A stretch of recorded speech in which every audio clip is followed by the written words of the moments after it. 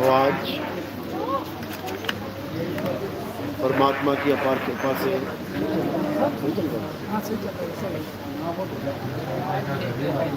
आज इस गांव में मूल ज्ञान का सत्संग आयोजित किया गया है। बहुत बड़े भाग होते हैं उन जीवों के जो अपने पूरे जीवन काल में नीचे लगा ले, एक बार भी इस मूल ज्ञान को सुन पाते हैं, और उससे भी बड़े भाग होते हैं उन जीवों के जो इस मूल ज्ञान को थोड़ा सा भी समझ पाते हैं। क्योंकि सुनना आसान है, घंटा 2 घंटा बैठ के सुन के चले गए, लेकिन इस ज्ञान को समझना बहुत मुश्किल है। ये ज्ञान जल्दी किसी के समझ में नहीं आता, क्योंकि इस ज्ञान को सुनने में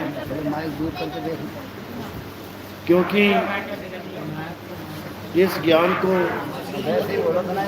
सुनने में और समझने में जमीन आसमान का अंतर है। सुनना आसान है, लेकिन समझना बहुत मुश्किल है।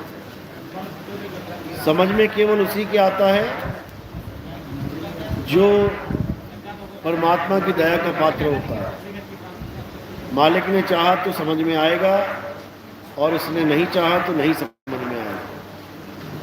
लेकिन अरदास करेंगे परमात्मा से कि जहाँ तक भी ये आवाज़ जा रही है, हर जीव को ये ज्ञान समझ में आए, सब जीवों का भरम नाश हो, सबका कल्याण हो। बस इसी अरदास के साथ आज का सत्संग शुरू करेंगे। और सत्संग शुरू करने से पहले परमात्मा के नाम पे जयकारा लगाएंगे। बोलिए परमपिता परमात्मा की, सदगुरु बंदी छोड़ कबीर साहिब की, सदगुरु मदनपति साहिब की, दीवान जवाहरपति साहिब की, सदगुरु दुलमपति साहिब की, सदगुरु राम सेवक साहिब की, सदगुरु वैरागपति साहिब की, जलिनापुर धाम की, सभी संतों की, पंडाल में आए सभी भक्तों की, इनके माता पिता, इनके गुरुदेव की, इनके बाल गोपाल की, इस गांव नगर बस्ती की, आज के आनंद की, सकल हंस को बंदगी, साहेब बंदगी सब।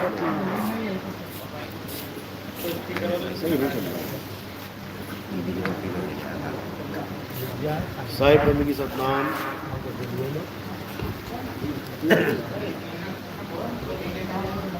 तो कबीर साहब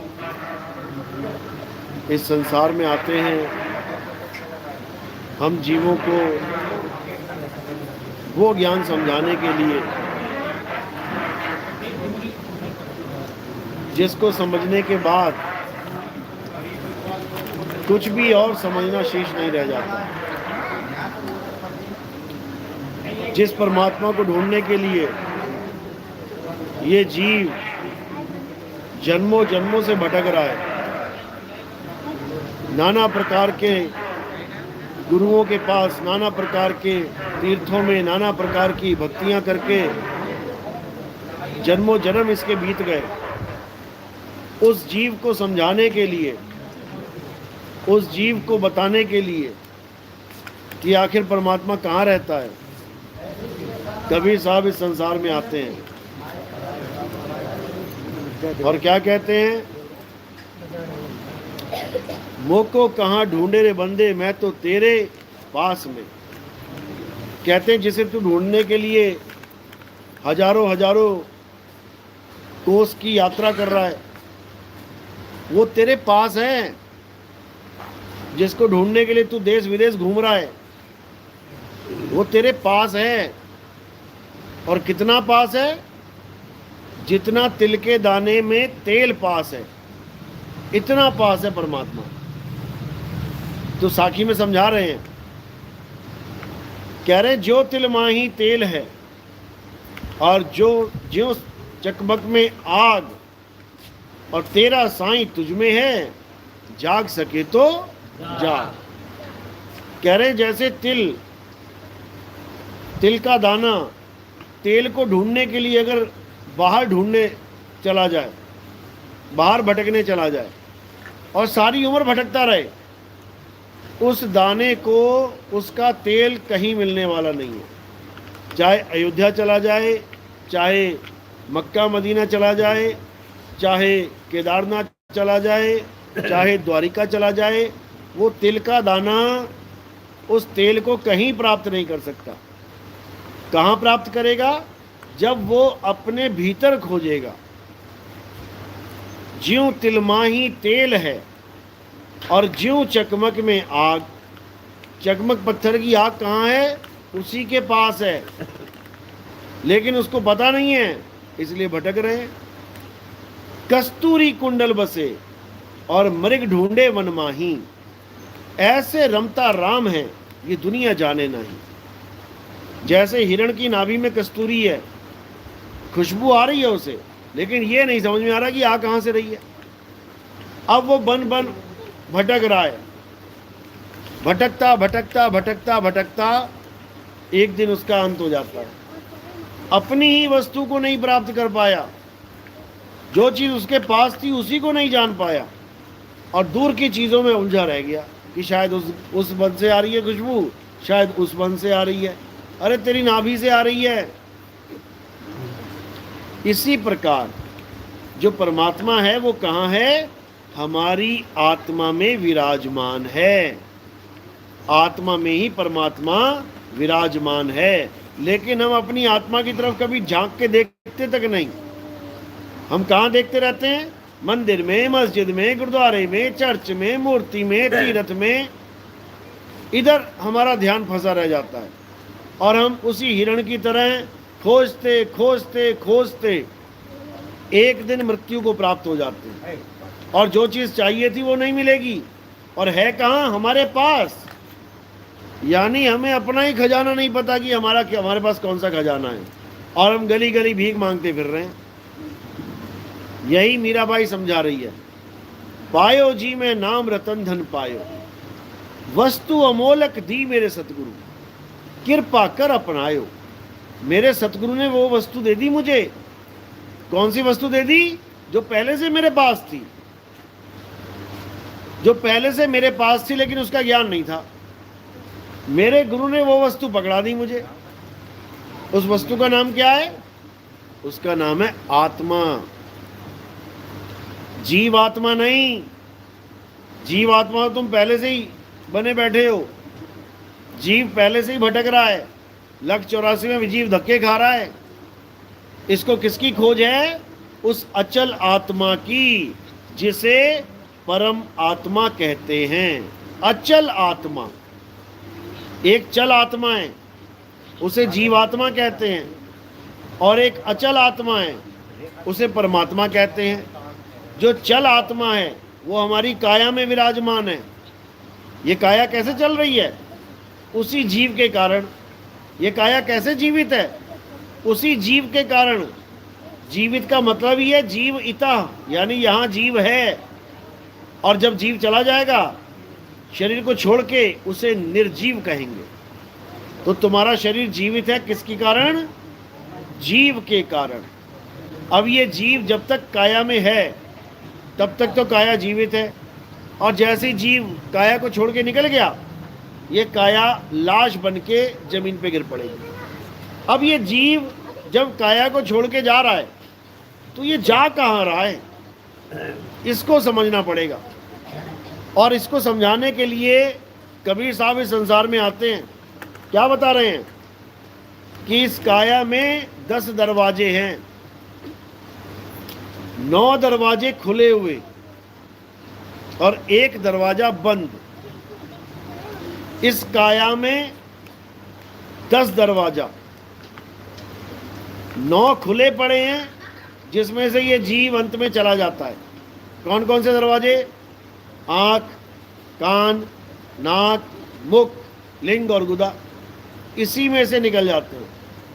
किसी की लैट्रिन निकल गई मरते हुए, किसी का पेशाब निकल गया, किसी की जीभ बाहर आ गई, किसी की आंखें खुली रह गई, किसी के कान में से खून आ गया, नाक में से खून आ गया। ये निशानियां हैं कि जीव इन द्वारों से निकल गया।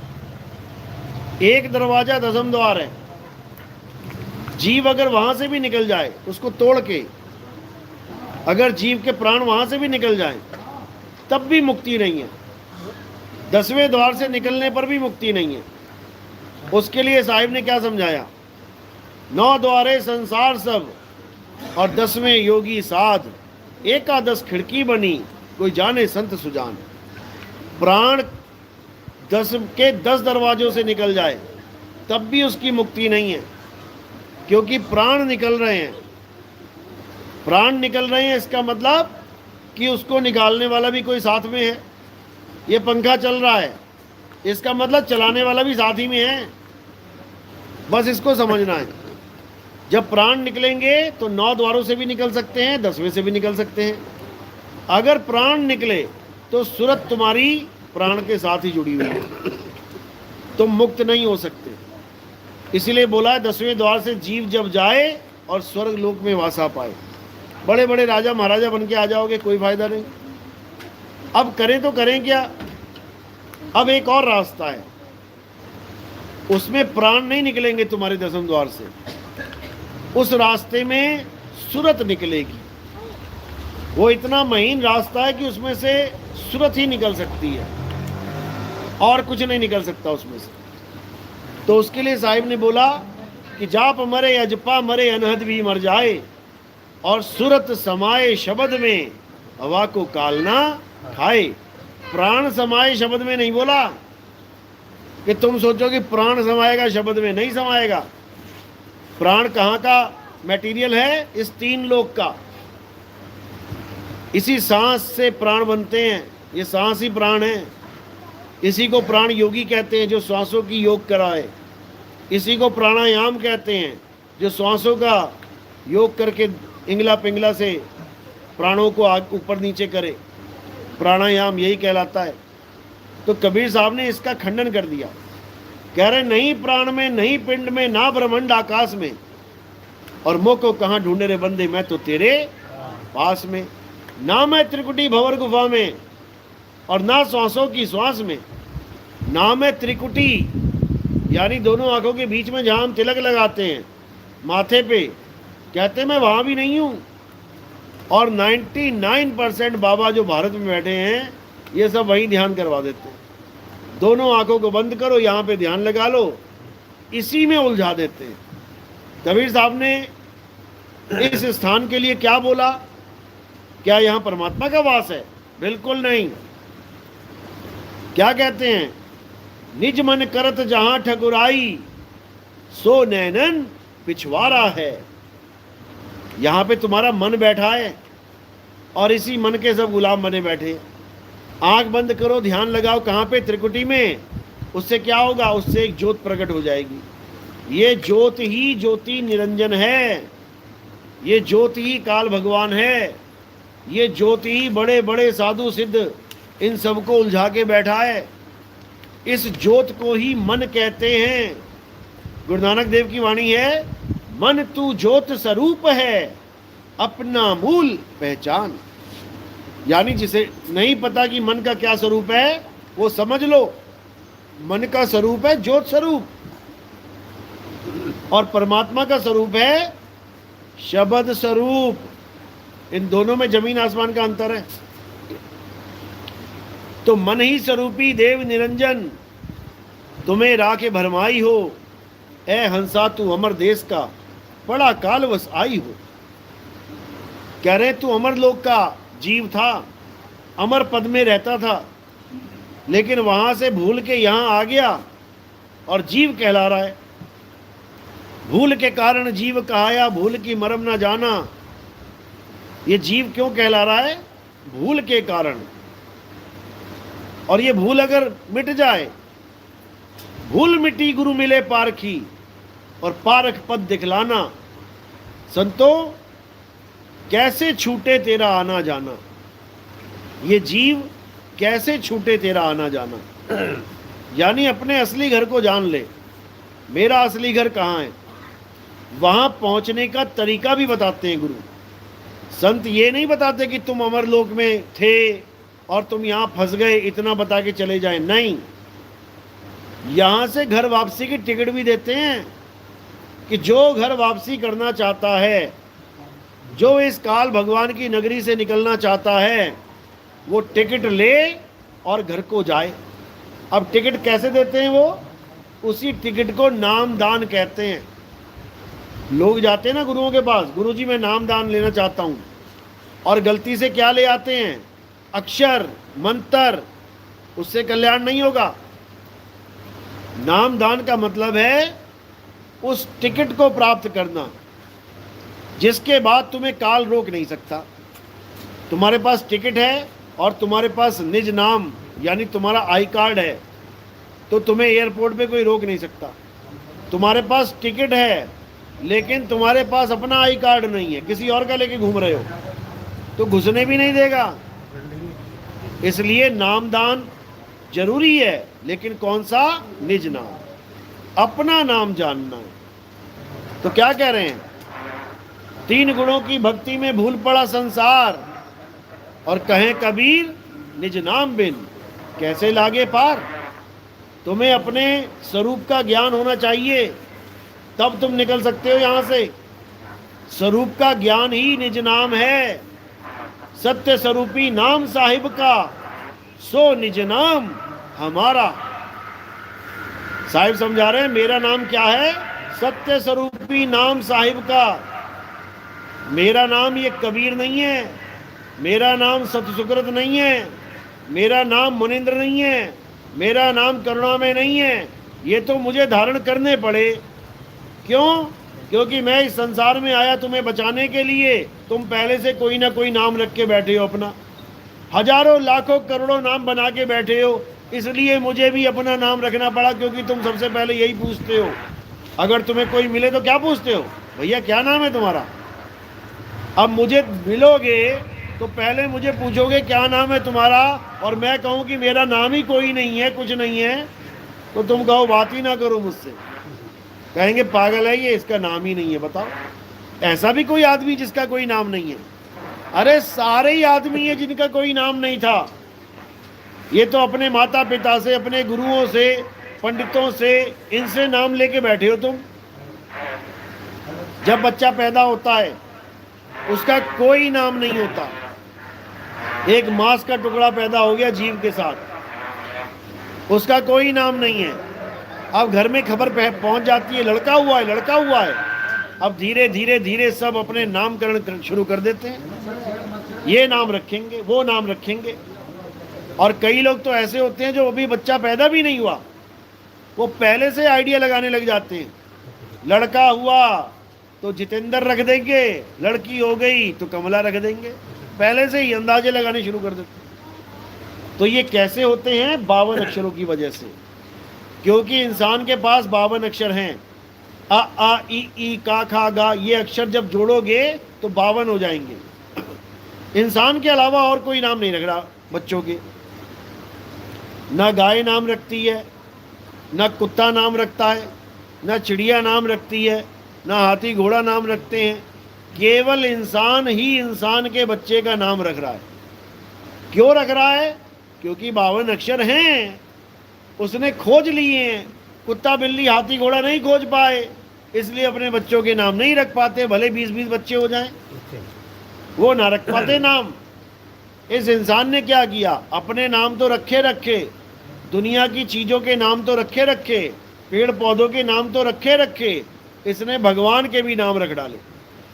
भगवान का भी नाम किसने रखा है? इंसान ने। इंसान ने रखा है भगवान का नाम। अब सोचने वाली बात है कि बाप बेटे का नाम रखता है कि बेटा बाप का नाम रखता है। बस इतना ही समझ लो, बाप बेटे का नाम रखता है। परमात्मा हम सबका नाम रखे, समझ में आता है। हम सबने मिलके परमात्मा का नाम रख दिया, ये समझ में नहीं आता। और नाम भी अलग अलग रख दिए। अलग अलग भाषाओं के लोगों ने अलग अलग भाषाओं के नाम रख दिए। हिंदुस्तान में नाम रख दिया परमात्मा, अरब देश में नाम रख दिया अल्लाह, अंग्रेजों ने नाम रख दिया गॉड, यहूदियों ने नाम रख दिया यहोवा, सिखों ने नाम रख दिया अकाल पुरख। बताओ, तो ये नाम कैसे रखे गए हैं? 52 अक्षरों के द्वारा। लेकिन जो परमात्मा का असली नाम है वो कोई 52 अक्षरी नाम नहीं है, वो हिंदी पंजाबी उर्दू फारसी का नाम नहीं है, वो कोई नाम ही नहीं है, वो किसी अक्षर का नाम ही नहीं है, इसीलिए उसे अनाम कहते हैं। नाम अनाम अनंत रहत है, दूजा तत्व ना कोई, और कहें कबीर सुनो भाई साधो, भटक मरो मत कोई। यानी परमात्मा के नाम जप जप के भटक भटक के मर मत जाना, उस नाम को जानो जो इन 52 अक्षरों से परे है। तो कह रहे हैं 52 अक्षर जीव आधारा, आदि अक्षर जीभ्या से न्यारा, वाही को सत सिमरण कहिए, सिमर सिमर नर उतरो पारा। यानी 52 अक्षर जो नाम है ये जीव के कारण निकल रहे हैं। जीव है तो नाम है, जीव नहीं तो कोई नाम नहीं। एक गूंगे को क्या नाम जपवाओगे? है करेगा पूरा दिन, एक नाम भी नहीं जप सकता। कारण क्या है? क्योंकि उसकी जीव ही काम नहीं कर रही। तो ये सारे नाम कैसे उत्पन्न हुए हैं? जीव के कारण। अगर इंसान के जीव ना होती तो एक भी नाम ना होता भगवान का। इसका मतलब ये नहीं कि भगवान ही नहीं होता, भगवान है, तब भी है अगर उसका कोई नाम नहीं भी रखा गया। जब आदमी इंसान पैदा ही नहीं हुए थे, जब संसार था ही नहीं, जब अक्षरों की खोज ही नहीं हुई थी, तब भी परमात्मा था, है और रहेगा। तब उसका क्या नाम था? तब उसका क्या नाम था? यही समझना है। वो अनाम था, उसका कोई नाम नहीं था। आज भी उसका कोई नाम नहीं है, ये हम लोगों ने रख दिए हैं। आप देखो, राम जी का एक नाम रखा था उनके पिताजी ने, राम, और भक्तों ने कितने नाम रख दिए। अभी देखो 108 नाम राम जी के खोजोगे, अभी मिल जाएंगे इंटरनेट पे। हनुमान जी का एक नाम रखा था माँ बाप ने, हनुमान। अभी लिखो हनुमान जी के 108 नाम, अभी पूरी लिस्ट आ जाएगी। विष्णु जी का एक नाम था विष्णु, अभी विष्णु जी के 108 नाम, अभी लिस्ट आ जाएगी। शंकर जी का एक नाम शंकर, अभी 108 नाम खोजो मिल जाएंगे। कौन रख रहा है ये नाम? कौन लगा पड़ा है नाम पे नाम, नाम पे नाम बनाने? एक ही परमात्मा के हजारों लाखों करोड़ों नाम इस इंसान ने बना डाले। यहां तक भी समझ में आती है बात कि चलो अच्छी बात है बना डाले, कोई बात नहीं। बनाने के बाद सहूलत हो गई उसको। जैसे पानी के भी कई नाम बना डाले, जल, वाटर, नीर, तोय, पानी, 5 तो हमें याद हैं, बाकी जितने देश हैं उतने नाम हैं। हर देश में अलग नाम है पानी का। तो अच्छी बात है कि चलो पानी का नाम बना दिया। अलग अलग देश में किसी को भी पानी चाहिए हो तो अपने अपने हिसाब से उसने नाम बना दिया। वस्तु को प्राप्त करने के लिए कि प्यास लगी तो बोले भैया पानी दे दो, और पानी उसके पास आ जाएगा। गिलास में दे देगा, कोई बोतल में दे देगा, कोई जग में दे देगा, कोई मटके में दे देगा। तो पानी मांगने के लिए पानी का नाम बहुत अच्छा, बहुत बढ़िया है। लेकिन कोई कहे कि पानी पीने के लिए पानी का नाम बढ़िया है, कि पानी पानी पानी पानी पानी जपेगा तो तेरा गला गीला हो जाएगा, या वाटर वाटर वाटर जपेगा तो तेरा गला गीला हो जाएगा, या जल जल जल जपेगा तो गला। अगर कोई ये बात करे तो ये महा अज्ञान है। पानी का नाम पानी की पहचान के लिए बहुत सुंदर है। कितना सुंदर नाम है, पानी। ये है पानी। इस पे लिखा है क्या कहीं पानी? दिखाओ जरा, कहाँ लिखा है? इस पे कहीं लिखा नहीं है, लेकिन इसकी पहचान के लिए एक नाम सिद्ध कर दिया, पानी। बहुत अच्छी बात है। लेकिन कोई कहे कि पानी पानी जप के पानी मिल जाएगा, तो ये बहुत बुरी बात है। बेवकूफ़ बन गए तुम। इसी प्रकार परमात्मा के नाम रखे गए। किसी ने अल्लाह रख दिया, किसी ने वाहिगुरु रख दिया, किसी ने गॉड रख दिया, किसी ने राम रख दिया, किसी ने श्याम रख दिया, किसी ने कुछ रख दिया, किसी ने कुछ, अच्छी बात है कि चलो किसी न किसी नाम से परमात्मा को संबोधित किया, लेकिन कोई कहे कि इनको जपना पड़ेगा तब परमात्मा मिलेगा, यह महाअज्ञान है। अरे पानी पानी करके पानी नहीं मिला, भोजन भोजन करके भोजन नहीं मिला, सोना सोना कह के सोना नहीं आया, चांदी चांदी कह के चांदी नहीं आई, पैसा पैसा कह के पैसा नहीं आया, तो राम राम कह के राम कैसे आएगा? तो अल्लाह अल्लाह करके अल्लाह कैसे आएगा? तो वाहिगुरु वाहिगुरु करके वाहिगुरु कैसे आएगा? जबकि अल्लाह वाहिगुरु राम गॉड सब तेरे पास है, पहले से ही समझा भी रहे हैं। मुँह को कहाँ ढूंढे रे बंदे, मैं तो तेरे पास में। जो चीज पास में है उसको जपने की क्या जरूरत है? जो चीज पास में है उसको पाने की जरूरत है। कोई भी चीज पास पड़ी है उसको प्राप्त करो। इसी प्रकार जो परमात्मा है वो हमारे बहुत पास है, इतना पास है कि तुम सोच भी नहीं सकते, इतना पास है कि जिसको अंग संग बोला जाता है। परमात्मा हमारे अंग संग है। अब अंग संग का मतलब क्या होता है? अंग संग का मतलब होता है मेरे किसी भी अंग के संग। ये उंगली मेरे अंग संग है, संग जुड़ गई है। कोई कंधे पे हाथ रखे तो हाथ मेरे अंग के संग है। इसी प्रकार परमात्मा हमारे अंग संग है। परमात्मा शरीर के अंदर नहीं है कि तुम शरीर के अंदर परमात्मा ढूंढने लग जाओ। अंग संग है, अंग के अंदर नहीं है, अंग के संग है, अंदर नहीं है। फिर समझ लो। लेकिन जब तक आत्मज्ञानी गुरु नहीं मिलता, जब तक भेदी गुरु नहीं मिलता, तब तक ये भेद किसी के समझ में ही नहीं आता। वो सब कहाँ ढूंढते रहते हैं? काया के अंदर। और कबीर साहब मना कर रहे हैं, नहीं प्राण में, नहीं पिंड में। अब पिंड क्या होता है? ये शरीर ही है पिंड। कह रहे हैं नहीं प्राण में। जो प्राण योगी होगा वो प्राणों में ढूंढेगा परमात्मा को, वो श्वासों में लगा रहेगा। सोहंग सोहंग ओम सोहंग ओम सोहंग वाहे गुरु वाहे गुरु। वो श्वासों में कोई ना कोई नाम लेता रहेगा। वो सोच रहा है कि श्वासों में परमात्मा का नाम लूंगा तो मिल जाएगा। बिल्कुल नहीं मिलेगा। वो श्वासों में है ही नहीं, नहीं प्राण में। प्राण, प्राण क्या होता है? ये सांस ही तो है, यही तो है प्राण। कह रहे हैं नहीं प्राण में और नहीं पिंड में, इस काया में भी नहीं, ना ब्रह्मांड आकाश में, ना मैं त्रिकुटी भंवर गुफा में। मैं यहाँ पर भी नहीं हूँ कि तुम त्रिकुटी में झांक रहे हो, त्रिकुटी में ध्यान लगा के बैठे हो। ना मैं त्रिकुटी भंवर गुफा में और ना श्वासों की श्वास में। खोजी होए तुरंत मिल जाऊं, एक पल की तलाश में। अगर खोजी है कोई और उसको गुरु भेदी मिल गया, कहते एक पल में बता देगा वो परमात्मा कहाँ विराजमान है और उससे कैसे प्राप्त करना है वो समझा देगा। उसी एक पल से तुम्हारी भक्ति स्टार्ट हो जाएगी। तुम्हें ढूंढने की जरूरत नहीं पड़ेगी परमात्मा कहाँ है, तुम्हें पता लग जाएगा कि आखिर मालिक है तो है कहाँ। अब उस तक पहुँचना कैसे है, बस ये समझना है। उस तक पहुँचने की चाल क्या है? विहंगम चाल।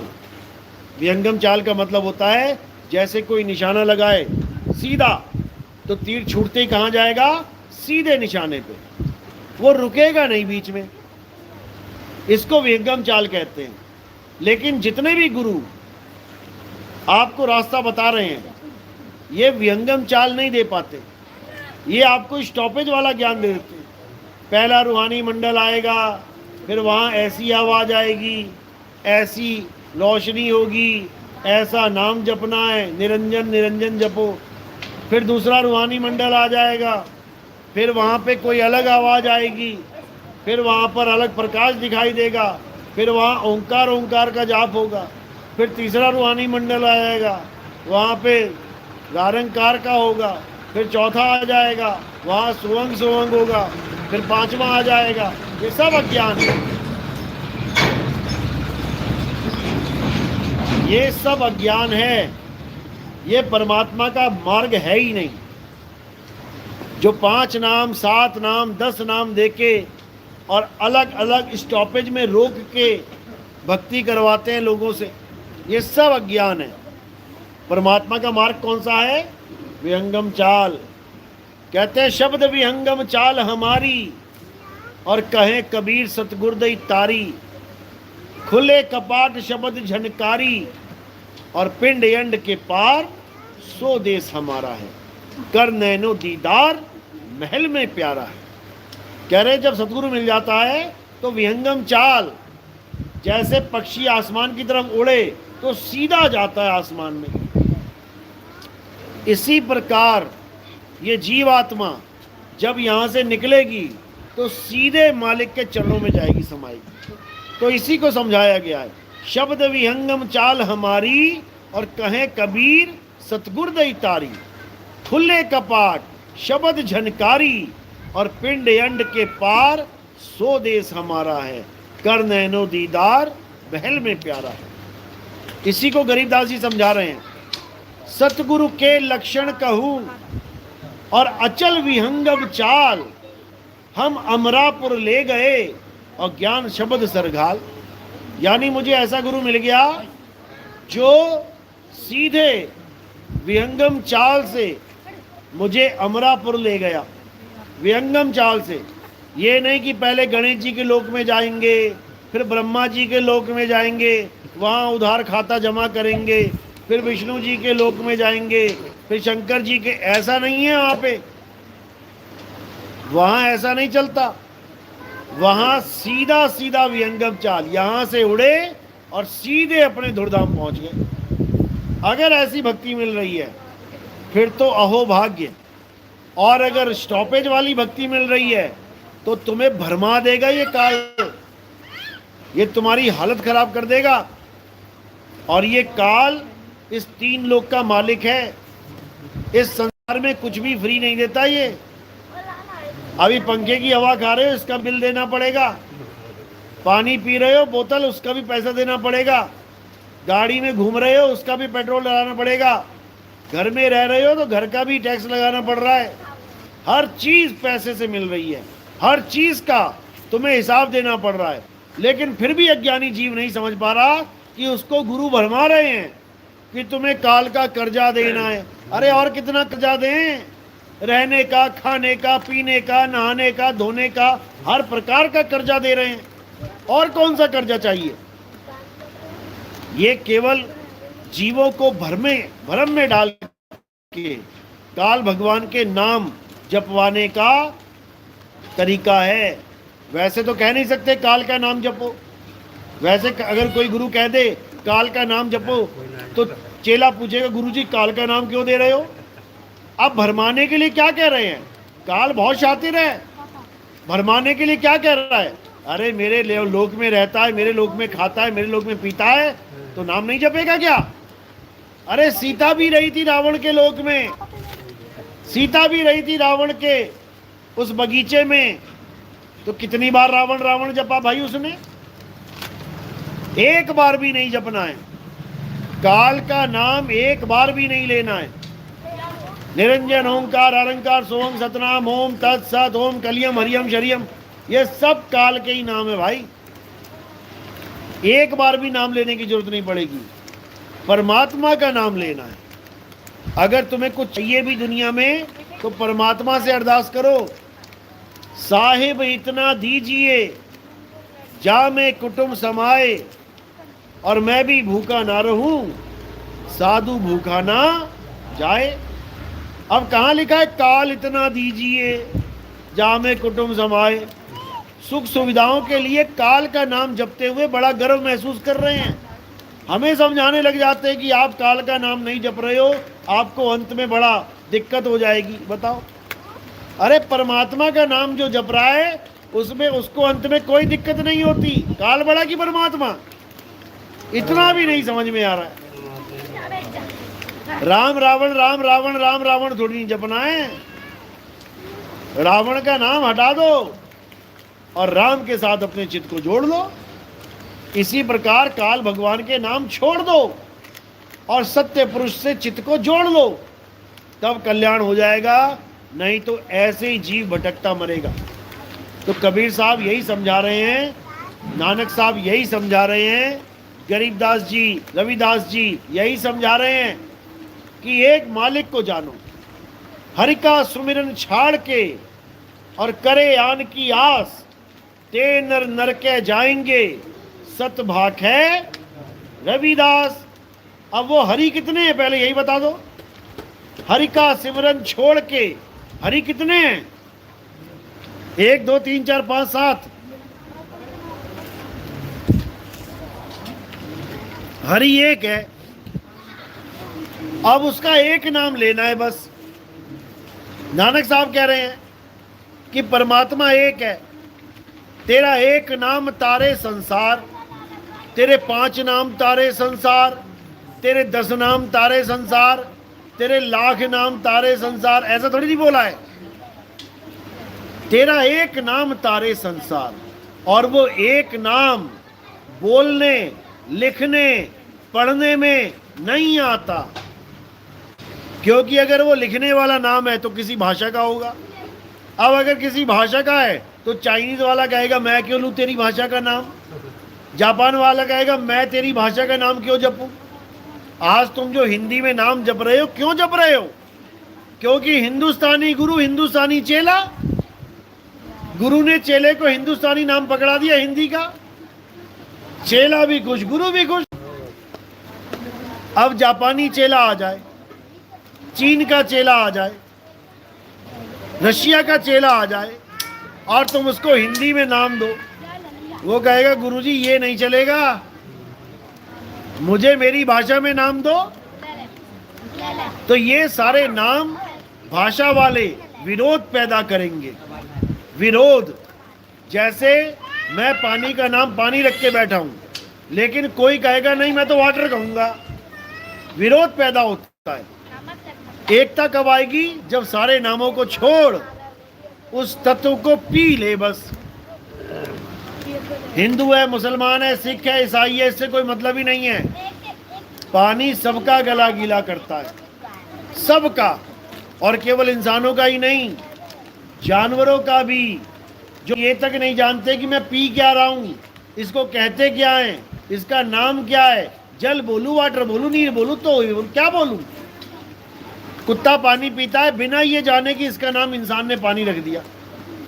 शेर, हाथी, घोड़े पानी पीते हैं बिना ये जाने कि इसका नाम अंग्रेजों ने वाटर रख दिया। बिना नाम जाने भी तत्व का ज्ञान होता है, तत्व का बोध होता है, तत्व का अनुभव होता है बिना नाम जाने। लेकिन ये इंसान नामों में इतना फंस चुका है कि अगर इसको कह दो कि भगवान का नाम जपना छोड़ दे, उसे लगता है कि इसने भगवान ही छुड़वा दिया, क्योंकि वो भगवान के नाम को भगवान मान बैठा है, वो पानी के नाम को पानी मान बैठा है, वो आग के नाम को आग मान बैठा है, इसीलिए भ्रमित है। अरे पानी का नाम जपना अलग बात है, पानी पीना अलग बात है, भगवान का नाम जपना अलग बात है, भगवान को याद करना अलग बात है। याद करना है, जाप नहीं करना। राम को याद करना है, सिमरन करना है। सिमरन का मतलब क्या होता है? सिमरन पंजाबी शब्द है। कैसे बना? संस्कृत से। संस्कृत में क्या बोलते हैं? स्मरण। स्मरण यानी याद करना। कहते हैं तेरी स्मरण शक्ति बहुत तेज है। स्मरण शक्ति यानी याददाश्त, नाम जाप नहीं। तो इसी को समझाया जा रहा है।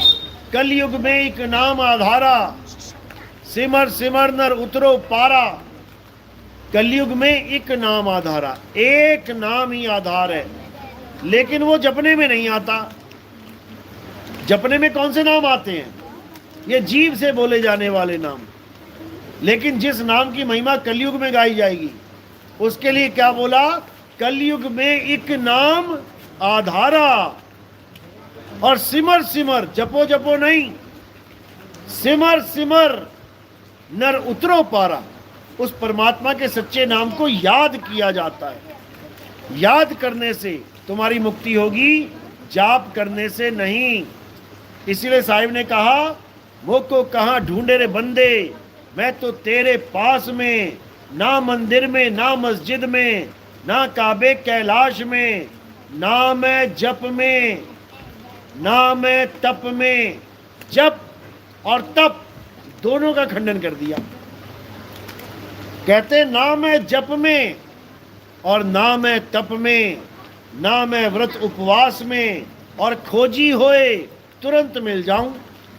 एक पल की तलाश में कहे कबीर, सुनो भाई साधो, मैं तो हूं विश्वास में, अंधविश्वास में नहीं।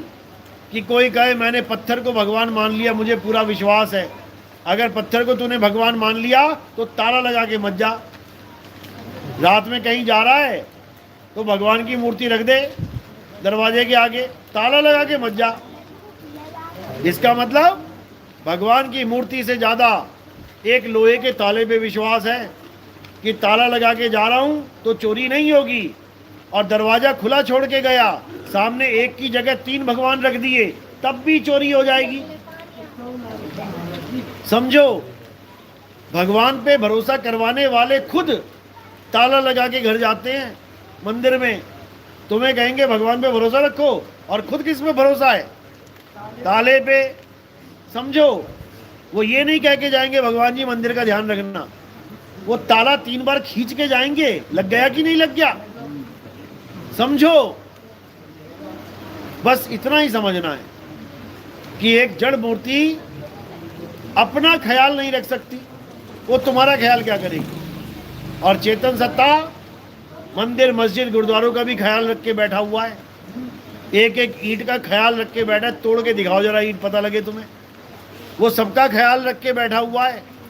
उस चेतन सत्ता को जानो, उस परम तत्व को जानो, तब कल्याण होगा, नहीं तो नहीं होगा।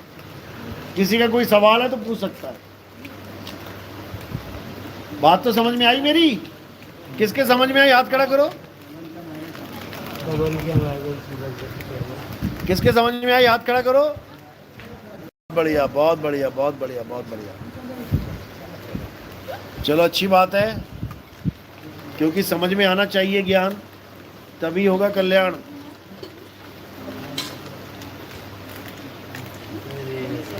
किसी का कोई सवाल नहीं?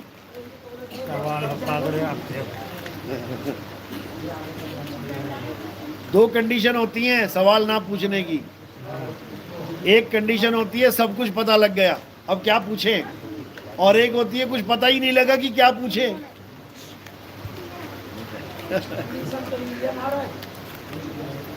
चलो,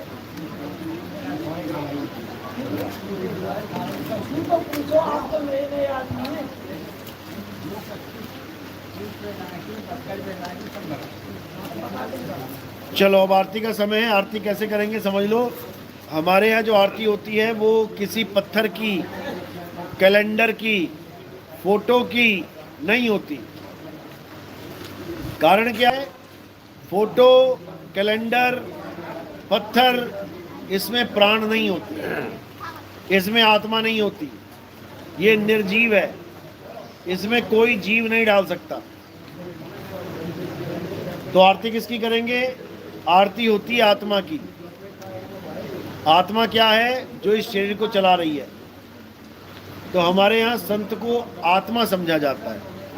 संत हमारी आत्मा, हम संतन के जीव, और संतन हम में रम रहे, जीव माखन में घी। जैसे मक्खन में घी रमा हुआ है, ऐसे ही आत्मा सब में रमा हुआ है। उसी आत्मा की पूजा होती है। तो आत्मा की पूजा कैसे करेंगे? थोड़े से फूल उठाएंगे और मेरे सिर के ऊपर रख देंगे। सिर के ऊपर क्यों रखे? क्योंकि पैर के अंगूठे से लेके सिर की चोटी तक ये नाशवान काया है, और हमने फूल कहाँ समर्पित करने हैं? नाशवान काया से परे।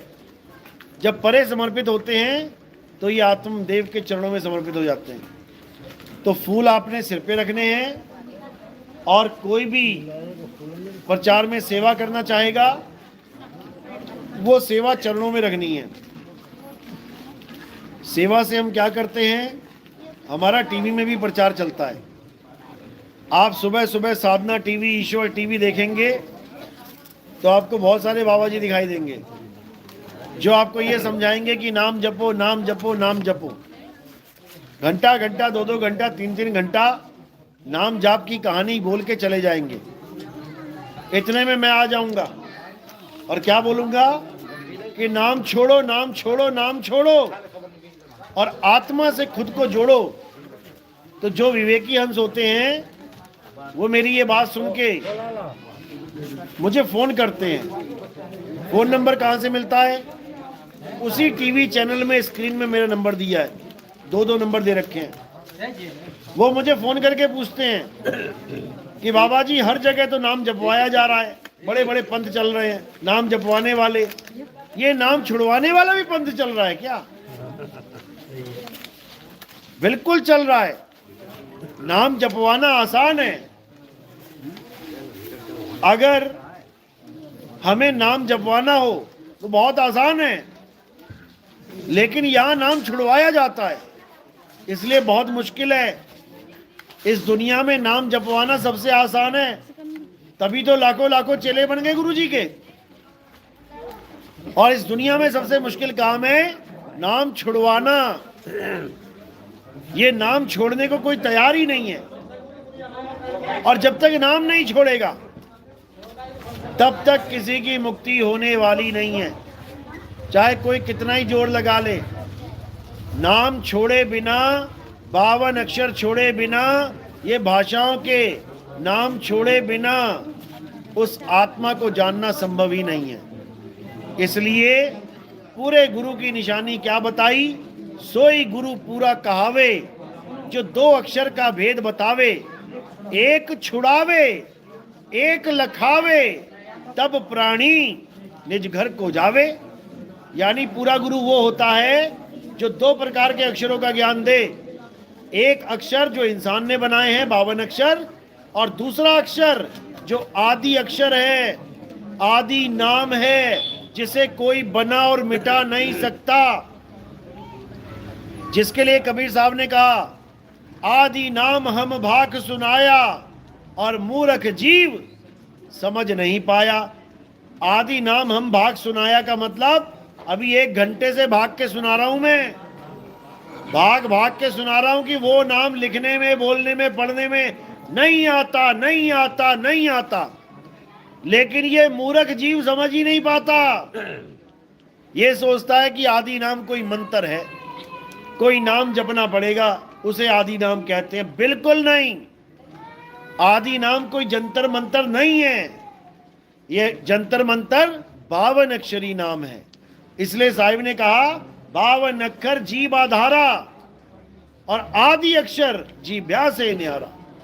इसीलिए बोला 52 अक्षर जोरे आन और सक्यन अक्षर एक पहचान। इसीलिए बोला 52 अक्षर लोक त्रय, सब कुछ इन्हीं माही, और ये अक्षर खिर जाएंगे, वो अक्षर इनमें नहीं।